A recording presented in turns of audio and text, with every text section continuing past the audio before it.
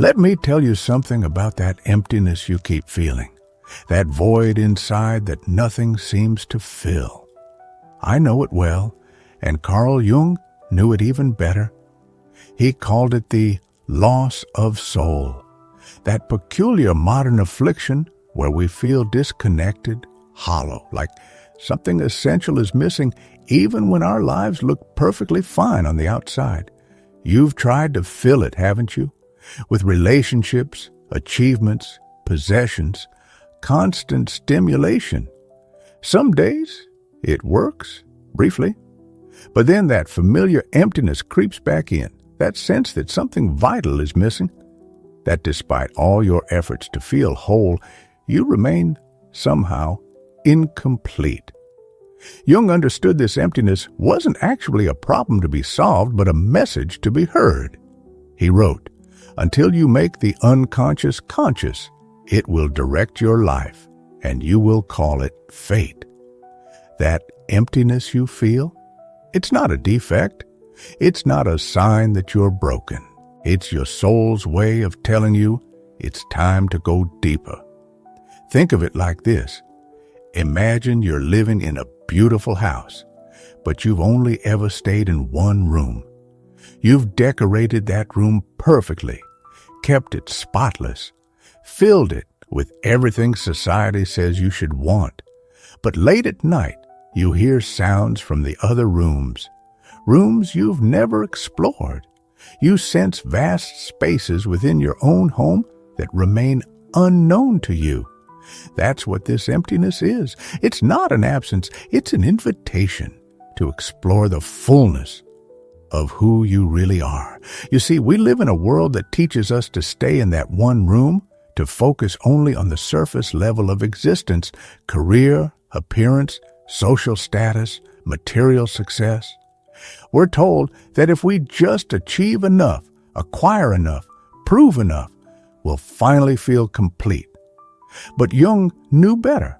He understood that true fulfillment doesn't come from adding more to our lives, but from diving deeper into ourselves. Let me ask you something. When was the last time you sat quietly with that emptiness instead of trying to escape it? When did you last listen to what it might be trying to tell you? Most of us are terrified of that void. We'll do anything to avoid facing it. Scroll endlessly on our phones, stay busy with work, lose ourselves in relationships, numb ourselves with whatever's available. But what if that emptiness isn't your enemy? What if it's actually a guide? Jung wrote, "The most terrifying thing is to accept oneself completely." That emptiness you feel is often the first step toward this acceptance. It's your psyche's way of saying, there's more to you than this. There are depths you haven't explored, parts of yourself you've never met, potential you haven't even begun to tap into. Think about nature for a moment. Before anything new can grow, there must first be space for it. A seed needs empty soil. A lung needs to empty before it can take in fresh air. A cup must be empty before it can be filled. Your emptiness is like this. It's not a punishment, it's preparation. It's the space being cleared for something new to emerge. But here's what makes it so challenging. We live in a culture that's terrified of emptiness. We're taught to fill every moment, every silence, every uncomfortable feeling with something, anything, to avoid facing that void. We're like gardeners who are so afraid of empty soil that we keep throwing seeds and fertilizer on ground that's already overcrowded, never allowing anything to truly take root and grow. You know that feeling when you're alone, when everything goes quiet, and that sense of emptiness becomes almost unbearable. That's not because you're doing something wrong. It's because you're finally doing something right. You're finally allowing yourself to feel what needs to be felt, to face what needs to be faced. Jung believed that this confrontation with our inner emptiness is actually a sacred moment. He called it the night sea journey, that dark period when we feel lost and hollow, but are actually being prepared for transformation. It's like the cocoon phase of a butterfly. From the outside, it might look like nothing is happening. Inside, everything is changing. Let me share something personal with you. Years ago, I hit a period in my life where that emptiness became overwhelming. I had everything I thought I was supposed to want: good job, relationship, social life. But inside, I felt completely hollow. I tried everything to fill it: new relationships, career changes, travel, spiritual practices. Nothing worked. Until I finally understood what Jung meant when he said, "Your vision will become clear only when you can look into your own heart. Who looks outside dreams. Who looks inside awakes." The emptiness wasn't going away because it wasn't supposed to go away. Not until I learned its lesson. Not until I stopped trying to fill it and started trying to understand it. And here's what I discovered, what Jung knew all along. That emptiness is often the space where our authentic self is waiting to be born. Think about the moments in your life when you felt most alive, most real. They probably weren't moments when you were trying to prove something or achieve something. They were likely moments when you were simply being yourself, fully present, fully authentic. That's what the emptiness is calling you toward, not more accomplishments or acquisitions, but more authenticity. Jung wrote, "The privilege of a lifetime is to become who you truly are." But here's the catch. To become who you truly are, you first have to create space. You have to empty yourself of who you think you should be, of all the masks and roles you've adopted to please others or fit in. That emptiness you feel, it's the first step in this process. But let me be clear about something. This isn't about adding more spiritual practices to your life or adopting new beliefs. It's about stripping away what isn't truly yours. It's about questioning everything you've accepted without thinking. Who told you that you needed to be constantly happy? Who convinced you that success looks a certain way? Who said that emptiness is something to be feared rather than explored? The world is full of people running from their emptiness, trying to fill it with relationships, achievements, possessions, or substances. But as Jung observed, people will do anything, no matter how absurd, to avoid facing their own souls. The irony is, it's only by facing that emptiness, by walking straight into it with our eyes open, that we finally begin to feel full. Here's a truth that might be hard to hear. That emptiness isn't going to be filled by anything external. Not by a perfect relationship, not by career success, not by spiritual practices, not by anything you can buy or achieve or become. Because the emptiness isn't actually empty. It's full of everything you haven't yet allowed yourself to be. Think of it like this.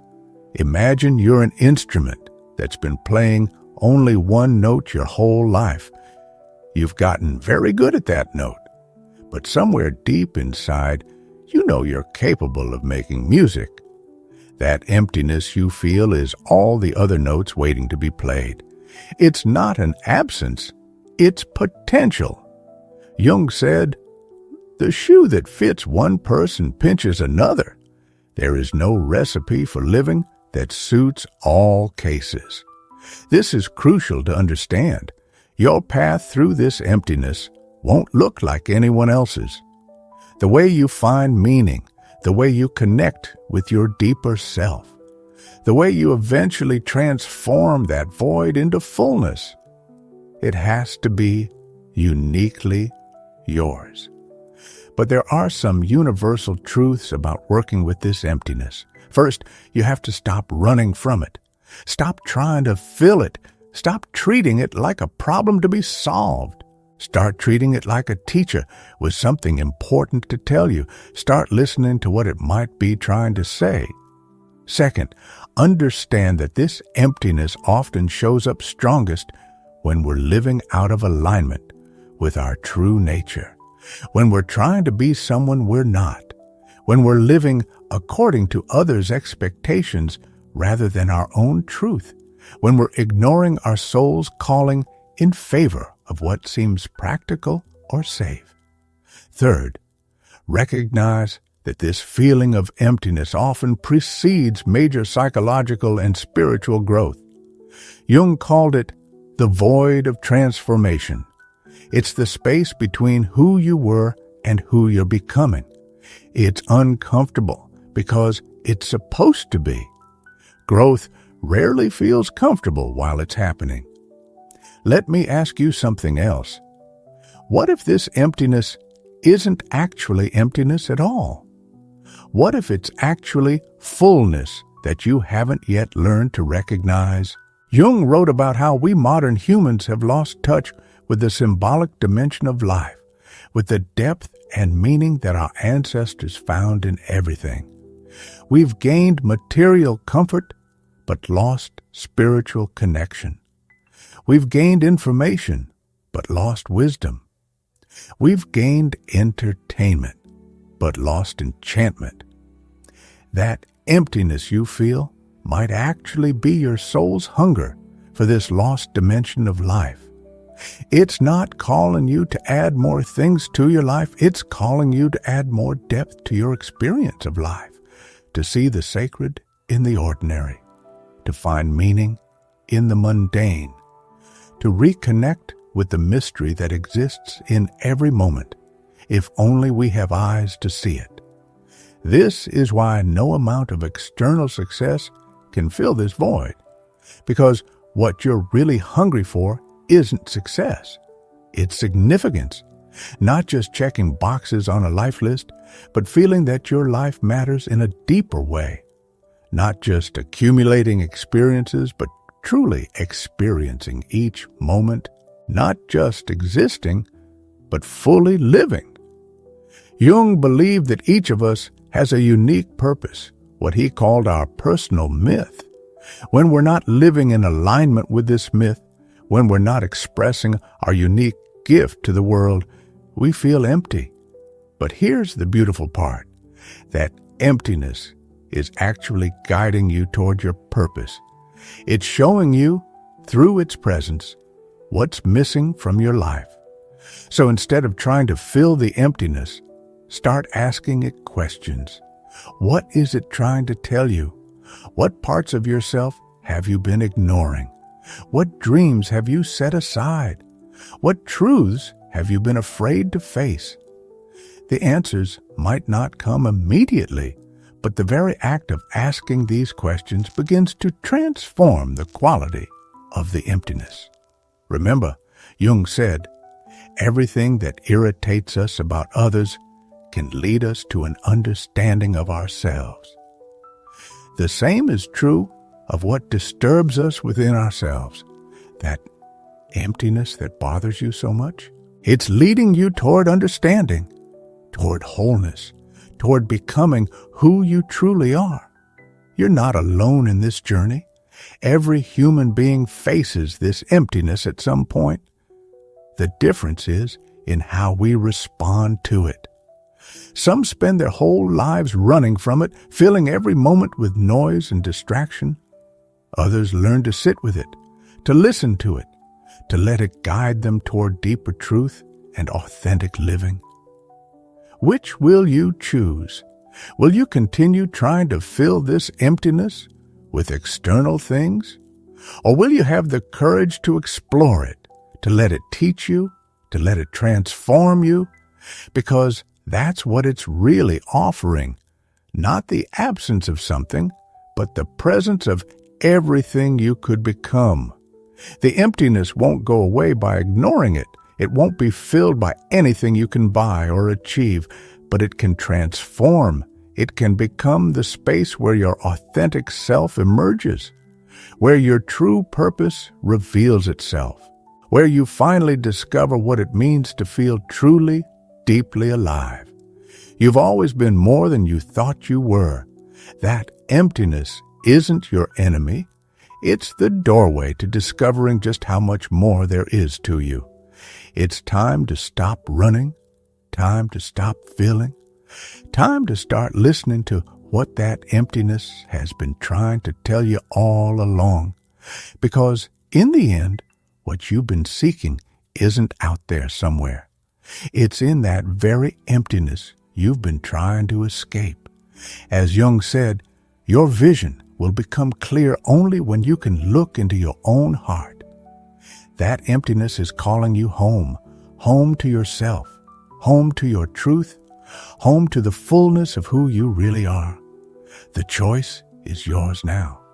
Will you keep trying to fill the void, or will you finally allow it to fill you with something far more precious than anything you could have imagined? Your own authentic truth, your own unique purpose, your own deep and lasting sense of wholeness. Remember, the emptiness isn't the end of your story. It's just the beginning of a much deeper one. And that story, your true story, is waiting to be lived. Let's talk about what happens when you finally stop fighting that emptiness and start working with it. Because this is where the real transformation begins. This is where Jung's insights become not just interesting ideas, but practical tools for profound change. First, you'll notice that the quality of the emptiness begins to shift. Instead of feeling like a dark void that needs to be filled, it starts feeling more like a quiet space of possibility. Think about how a canvas must be empty before an artist can create, how a room must be cleared before it can be renovated. Your emptiness is creating that kind of space within you, but here's what makes this journey challenging. As you start working with the emptiness rather than against it, things might actually feel worse before they feel better. This is normal. Jung called this process the night sea journey, that dark period when everything we thought we knew about ourselves gets called into question. You might find yourself questioning relationships you've taken for granted, reconsidering career choices you thought were set in stone, examining beliefs you've held your entire life. This can feel destabilizing, even frightening. But remember what Jung said, there is no coming to consciousness without pain. Think about how a snake must feel uncomfortable as it sheds its old skin, or how a butterfly must feel as it dissolves in its cocoon before reforming. This discomfort you're feeling isn't a sign that something's wrong. It's a sign that something's right. You're finally allowing yourself to transform. Let me ask you something. Have you noticed how this emptiness tends to feel strongest when you're alone? When there's no one to perform for, no role to play, no distractions to hide behind? That's because in those moments, you're finally facing yourself without all the masks you usually wear.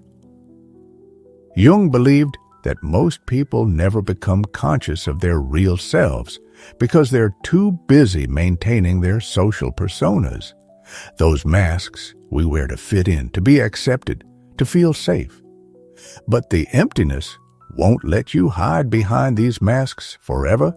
It keeps calling you back to yourself, asking, who are you really, beneath all these roles you play?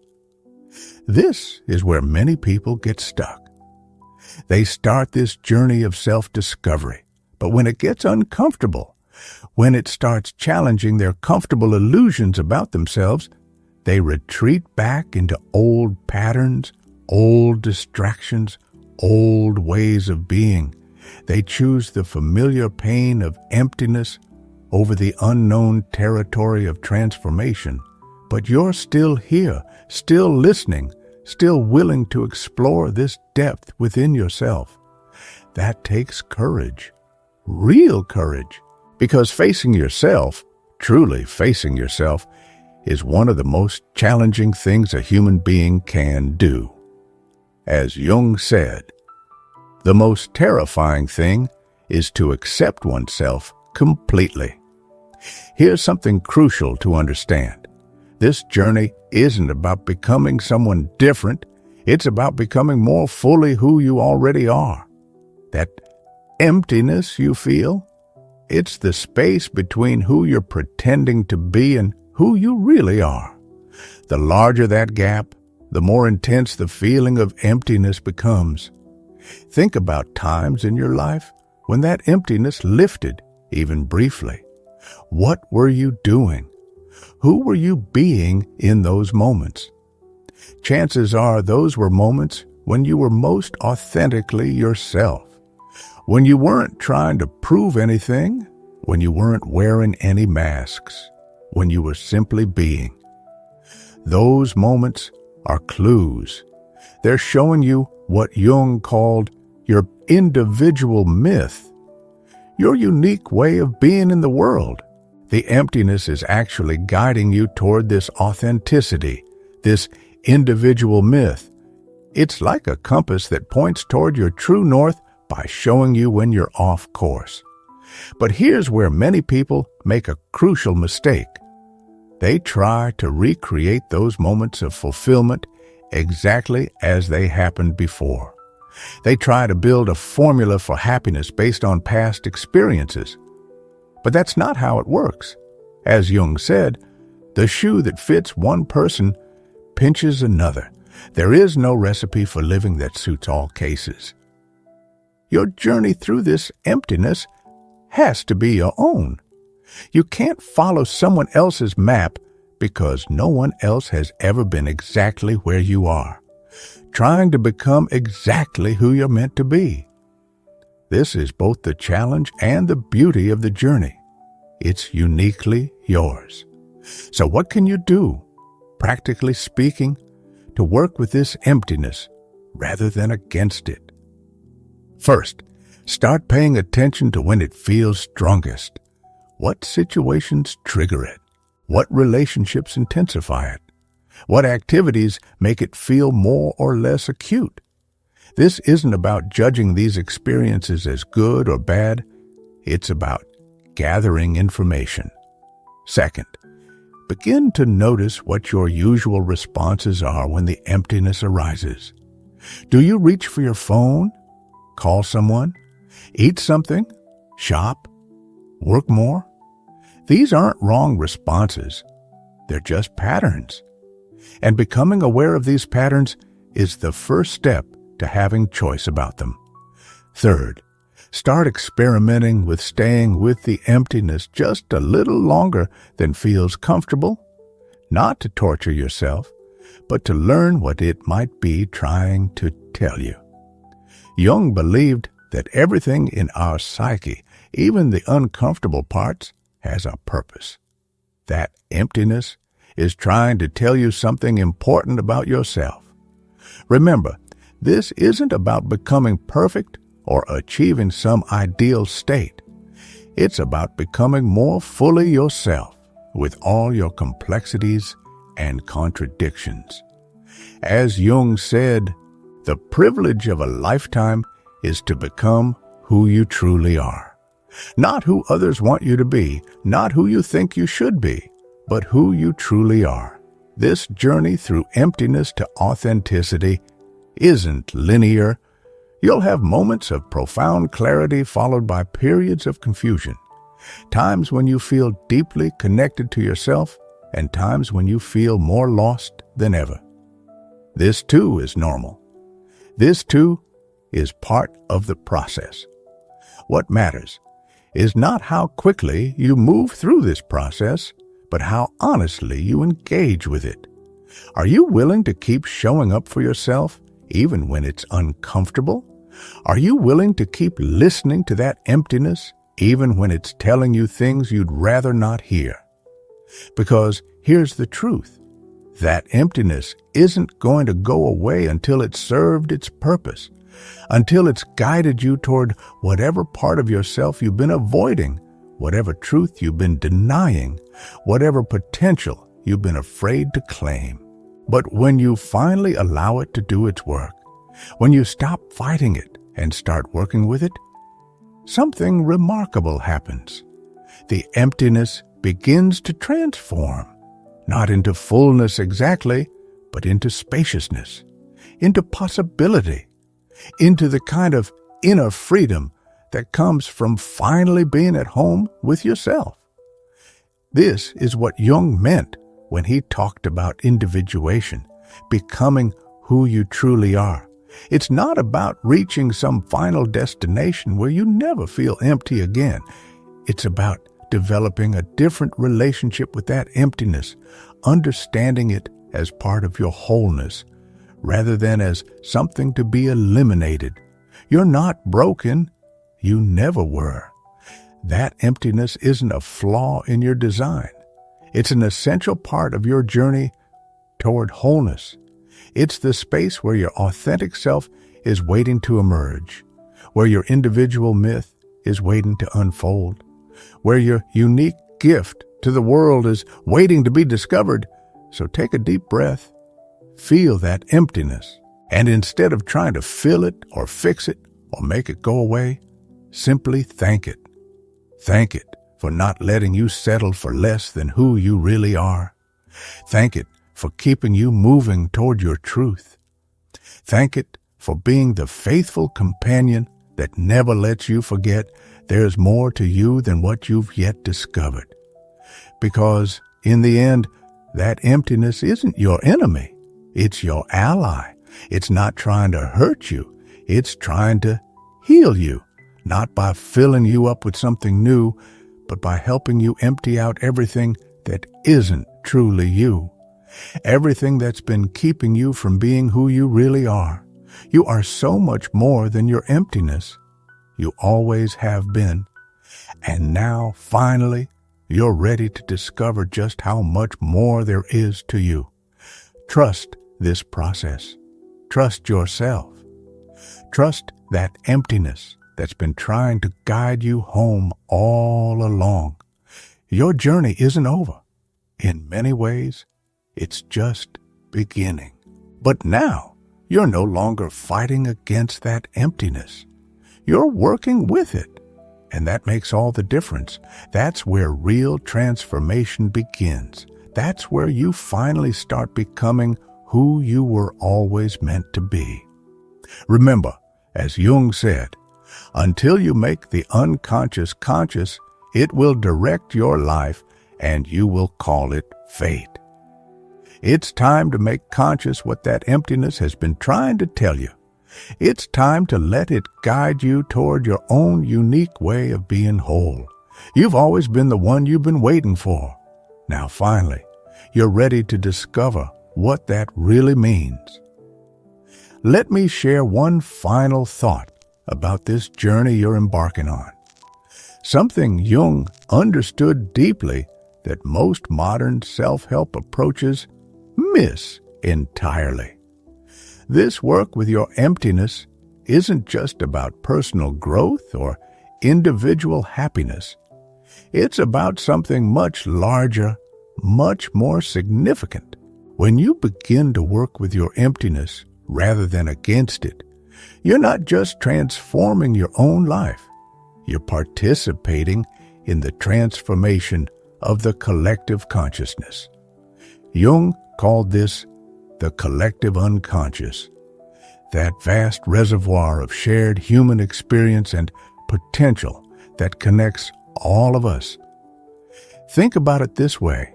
Every time someone chooses to face their emptiness honestly, to work with it rather than run from it, they create a path that makes it a little easier for others to do the same.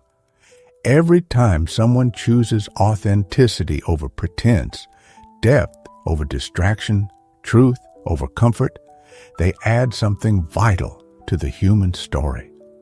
This is why your journey matters so much. It's not just about you feeling better or becoming more successful. It's about contributing to the evolution of human consciousness itself.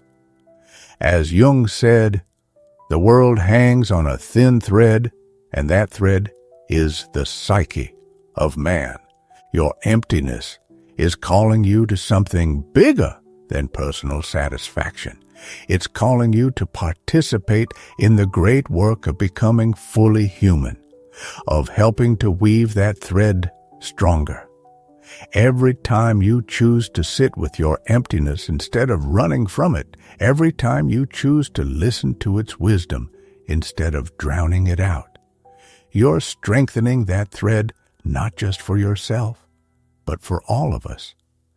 This is the deeper purpose of the emptiness, not just to guide you toward personal wholeness, but to connect you with the larger story of human transformation.